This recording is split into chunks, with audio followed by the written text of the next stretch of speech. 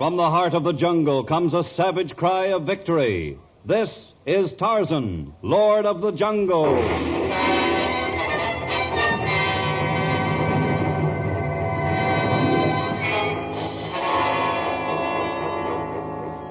From the black core of dark Africa, land of enchantment, mystery, and violence, comes one of the most colorful figures of all time, transcribed from the immortal pen of Edgar Rice Burroughs. Tarzan, the bronzed white son of the jungle. And now, in the very words of Mr. Burroughs, the story of Jungle Orchids.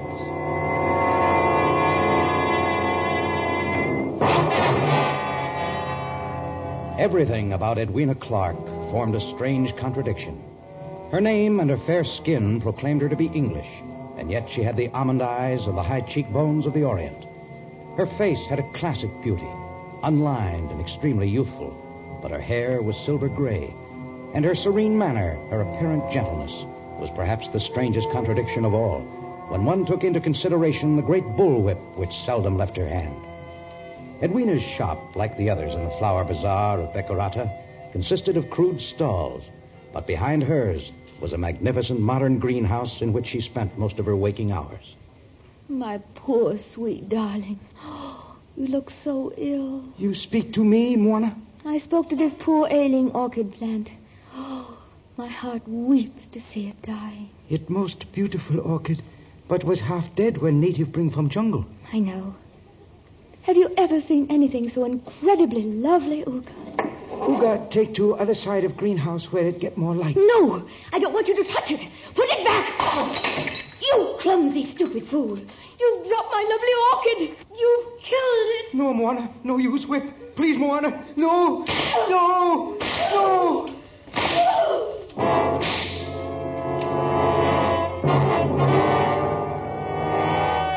Far from the flower bazaar of Bekarata, Torgo, the small native boy, wandered among the flowers of the jungle. He'd been warned against straying from the village of his people, but it was spring, and the fascination of nature had been too great. He was deep in a wooded glen that overflowed with brightly hued aristea, leucadendron, acacia, and orchids, when the rumble of heavy hooves and the trumpeting of elephants brought sudden terror to his heart. His panther, the elephant, must run. No, come too fast. Help! Help! I'm coming, Torgo! I'm coming! Help! There. Hold on to me tightly while I grab this vine and swing up into the trees. Yeah. Oh, just in time. Torgo had bow and arrows, so not afraid. Torgo, you have to learn that with or without your bow and arrows, you must not come into the jungle alone. But Tarzan say elephants his friends. Yes. Yes, it is true. I have made friends among the elephants, but when they are hunting for something, they're blind to everything except that for which they seek. Elephants look for water? No, there's a great deal of water in the mountain country at this time of year. I think they have a craving for salt. They require it for their great bodies. Tundra look for chumvi? That's right. There are several licks near here, though the elephants' trips in past years have greatly reduced the amount of chumvi to be found in this area. When elephants find licks, they be good. That's right. Give a man or a beast what he hunts for, and he'll be good. But as long as a search is on, either one is dangerous. Torgo come into woods, search for flowers. Oh, they are beautiful. Particularly those great orchids over there, the ones with the orange center. Well, Torgo, if you have to hunt for something, I guess flowers are best. Elephants searching for salt almost killed you. Tarmangani searching for gold or oil or uranium have often threatened my life. Hunting for flowers is good, eh, Tarzan? And flowers are used as gifts to those who are sick or to someone whose beauty you admire. One cannot imagine anyone who searches for beautiful flowers having an ugly heart. Tarzan like people who search for flowers. Well, so far, no one has ever brought a safari into the jungle for flowers, but if one should come, they'd win my respect and trust.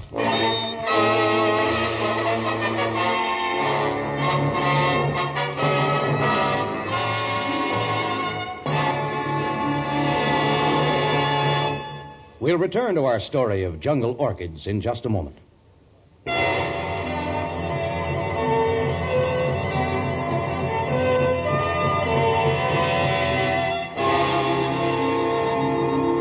Attached to the greenhouse of Edwina Clark's flower mart was her office.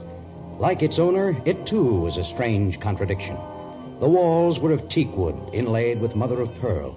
but English hunting prints adorned the wall. Somehow, though, the place suited Edwina.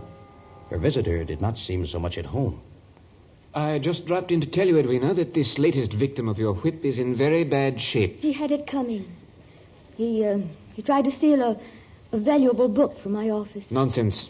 I've known Uga for years. Wouldn't touch anything that doesn't belong to him. He probably bruised a leaf of one of your precious plants. Yes, that's true, Bertie, but don't be hard on me. You know what I'm like when someone injures a flower. It's as though I saw someone torturing a child. I want to kill them. You're lucky you haven't killed someone already. You'll be in a bad way if Uga decides to go to the elephant about this. Oh, for heaven's sake, you know Uga's word would never be taken against mine in a court. No, a native hasn't much chance.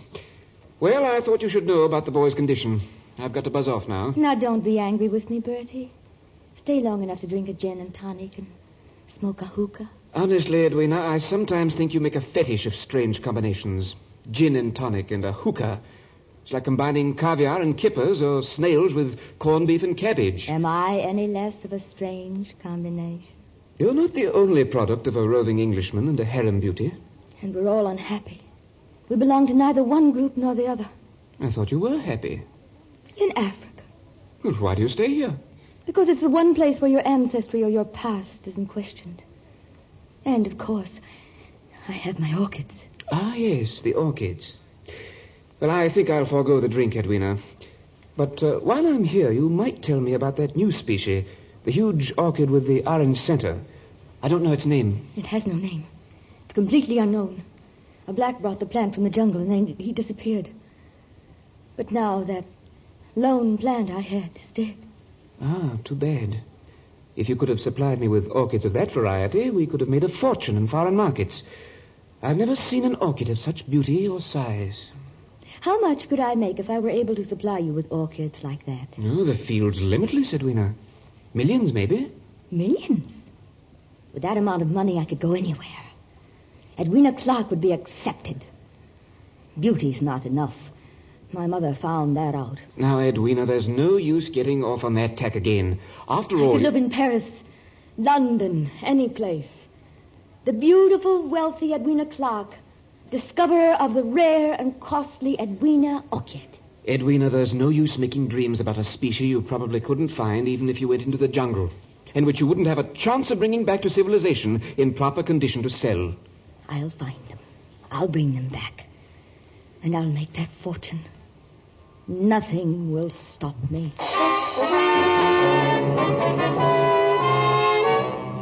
Several weeks later, the strangest safari ever to invade Tarzan's jungle hacked its way through the almost impenetrable forest.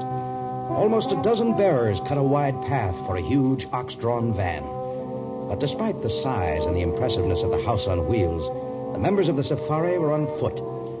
One glimpse of the gentle-looking Edwina was enough to allay Tarzan's usual suspicions of the Tarmangani. The heat of the jungle had done nothing to disturb her carefully groomed appearance, and she smiled sweetly and caressed each jungle blossom that crossed her path. You seem to like flowers. What? Oh, you scared me half to death. I'm sorry. I purposely made a little noise as I jumped from the tree. I guess the sound of the chopping... You must be Tarzan. Yes, I am. How do you know of me? It's a strange story, but my name is Edwina Clark. I have a stall in the flower bazaar in Bikurata. I have been to Bikurata, but we did not meet. Had I encountered anyone as beautiful as you, I would not have forgotten. Thank you. No, we did not meet. But recently a native came from the jungle with a rare orchid plant. He said that Tarzan had suggested its sale as a means of raising money. Oh, yes, that was Anduta. I was helping him make enough to buy 6 head of cattle and the price of the bride he desired. So you are the one who purchased the great orchid with the orange heart. I paid him for it, and then I started to ask questions. About me? About the orchid. But as soon as the money was in his hands, he disappeared into the jungle. I've come a long way to find orchids like that one. So far, I've had no luck. I can lead you to them. What a wonderful coincidence. Meeting you. The coincidence does not stop there. It was scarcely a moon ago that I told Torgo, he's a small native boy who was my friend, that if a miracle came to pass and a hunter came to search for flowers, I would lend every assistance. How wonderful of you. The fact that the one I am to help is both beautiful and gentle makes the task a most pleasant one.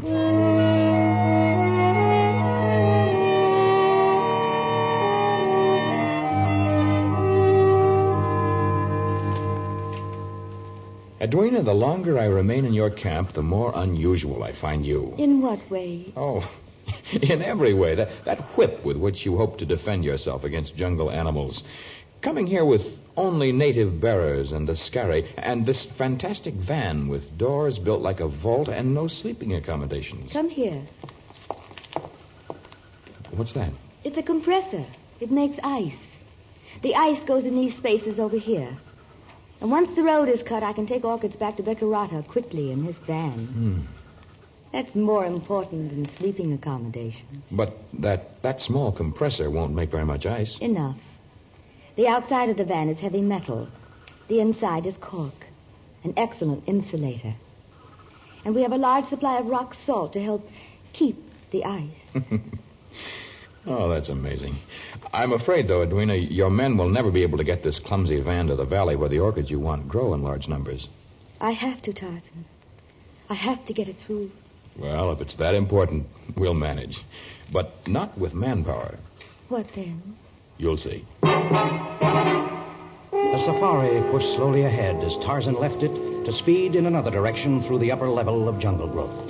He traveled half that night and far into the next day, and at last he reached the land of an elephant herd he had known when he was a boy, unaware of other humans. Now he climbed to the top of a great rock and gave the cry that was known to every denizen of the jungle.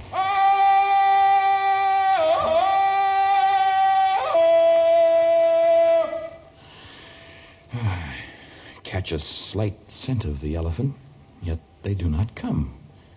Perhaps they've forgotten me.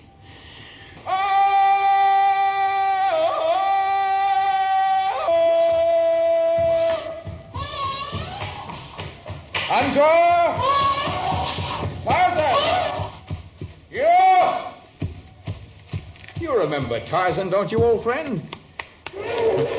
You still like to have your trunk tickled, don't you? I made no mistake in coming here. Some young bulls passed me on the way to the Salt Licks, but they had no time for me. Here. Kneel down. I'll whisper something in your ear. That's the boy. Now then, I want you to help me do a favor for a beautiful lady. Well, I'm afraid you don't understand that, but perhaps I can accomplish my mission if I'm on your back. I'll get up on that limb and... Next time you're going to grab me in your trunk and haul me to your back, I wish you'd let me know. Well, maybe you did understand about the beautiful lady. Let's go, Tantor. Out!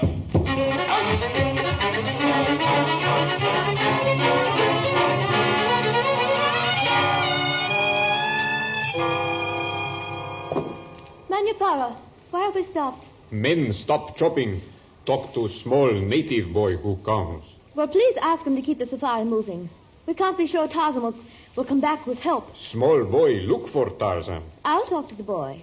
You tell the men to go ahead with their chopping. Nadio. Anza machi. Menda upesi moana. Dogo toto. Nadio, headmen tell me come to you, Nawana. I hear you were looking for Tarzan. Me Torgo, friend of Tarzan. Well, then we should be friends, for he is a friend of mine. You look like a very nice boy. You look very beautiful lady. Ah. What are you doing? Tarzan say give flower to one who beautiful. I get pretty flower here. Now I'll give it to beautiful Moana. You've torn it out by the roots. What you do? You've killed it. You've killed the flower. No, Moana. Not use whip on boy. No. I will not miss you with an axe stroke. No, not her, Torgo. Stupid, destructive child. No. Run, Torgo. Run for life.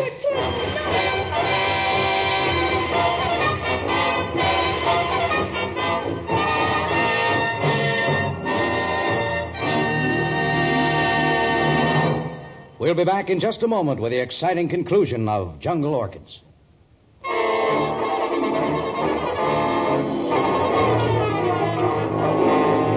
Tarzan, perched high on the back of Tantor the elephant, advanced rapidly toward the Punya country. His eyes searched the district, for his intention was to find the trail of Edwina Clark's safari. Suddenly, Tarzan's sensitive nostrils quivered. The stick he was using as an ankus to guide the elephant bid the great beast stop. And in one quick movement, the Lord of the Jungle slid to the ground. Torgo, what has happened to you? You're bleeding. White Moana beat Torgo with whip. Those are not the marks of a whip. Marks of thorns. Beautiful lady try hit Torgo. Torgo run away. Not watch in front. Run into thorns. Torgo, I don't know what you've been up to or why you've invented this fantastic story, but you are hurt. I'll take you to Mama Nagama, huh? Torgo not tell lie. I've told you not to come into the jungle alone. It's clear that you disobeyed me and that you've made up this story to divert me. But blaming your injuries on the Moana is not very gallant of you. It's truth. Well, I shall take you to your village. And then I shall find out what really happened at the safari of Edwina Clark.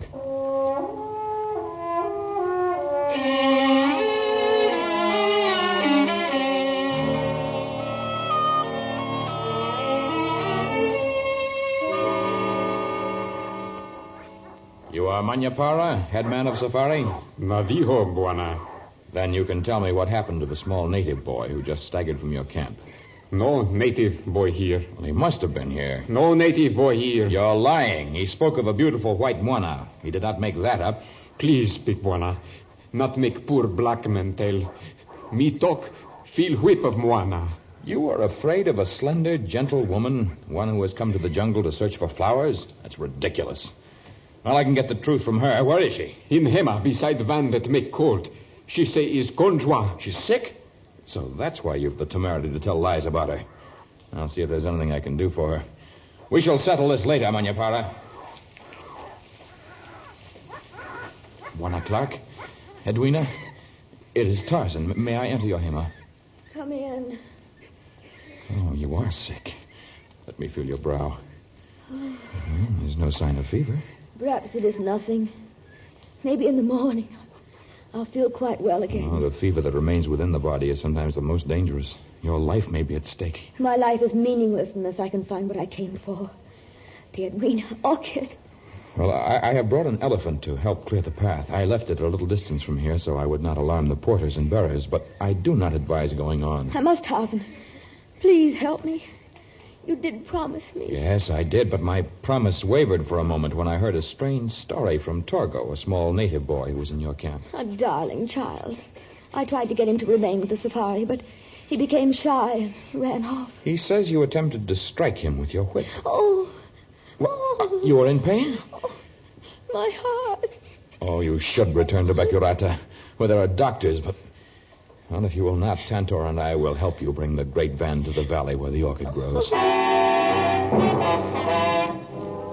Dawn found the safari drawing close to the fertile valley where the rare orchids grew in great abundance.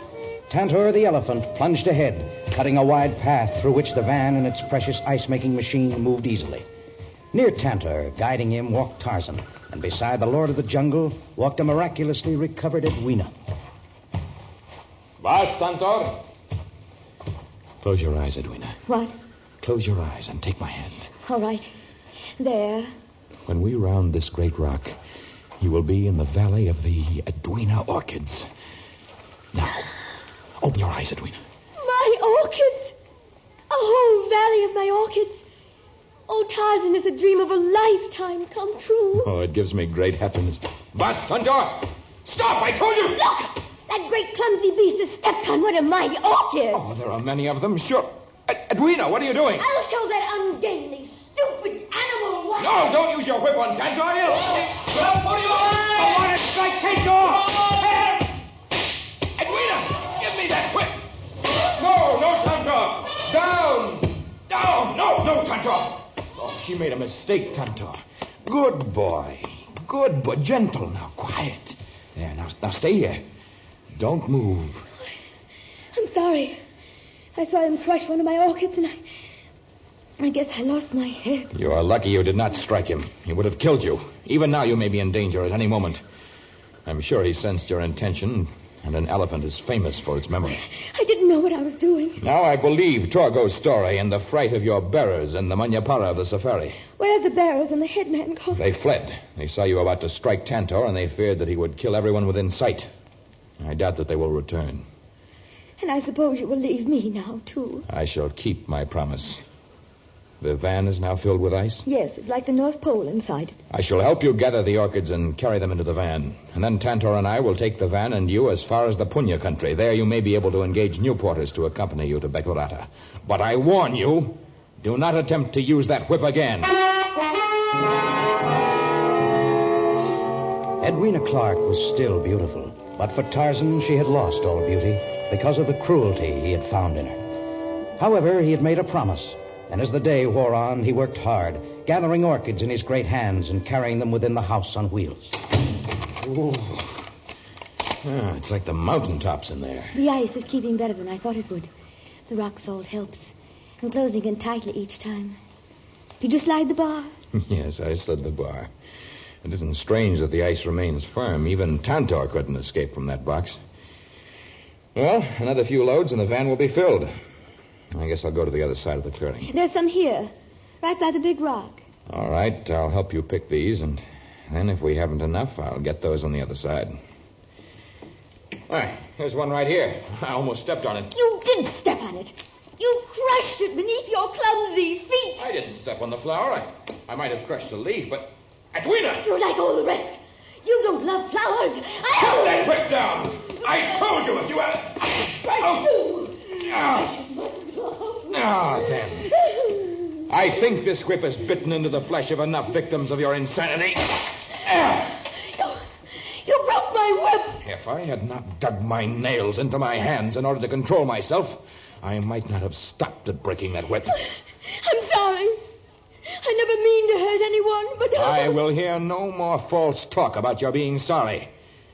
I shall put this orchid, which is perfectly unharmed, within the van, and then we shall leave this valley. It's not full yet. I'm sorely tempted to empty it. He did crush it. He crushed a flower. These beautiful flowers here. How anyone who loves flowers can be as you are, Edwina. Well, you shall not return here. Not as long as I am Lord of the Jungle. Not return here? I thought at first that you were... I shall return, Tarzan. I shall return many times. After you have frozen to death. You won't escape from that van. You won't. You'll freeze to death. You will. You will. Hours passed, and Tarzan gradually lost consciousness. Edwina stood looking at the van, staring at it like one hypnotized. Tantor had wandered off, attracted by the scent of others of his kind. Now he joined the elephants who had been to the almost exhausted salt licks and returned with their craving for salt still unsatisfied. Suddenly they caught the acrid scent of the pure rock salt. Its scent strong even though it was inside a van of metal. They charged on the box, beat against it with their mammoth trunks and great hooves until it broke into 1,000 pieces. The young bulls fell upon the rock salt, but the trunk of an old elephant reached in and grasped an almost frozen body before it could be smashed beneath the mighty hooves.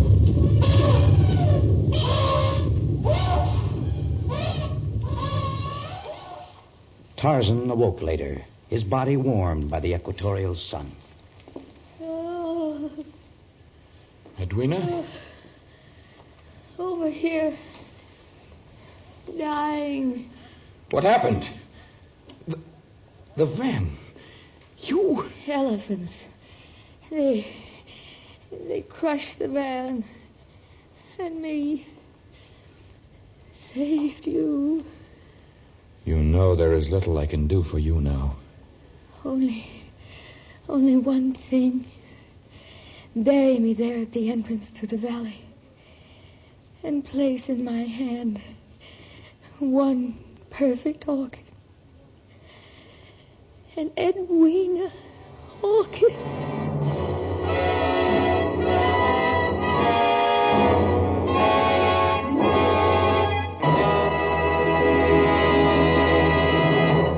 In just a moment, a word about our next story of Tarzan.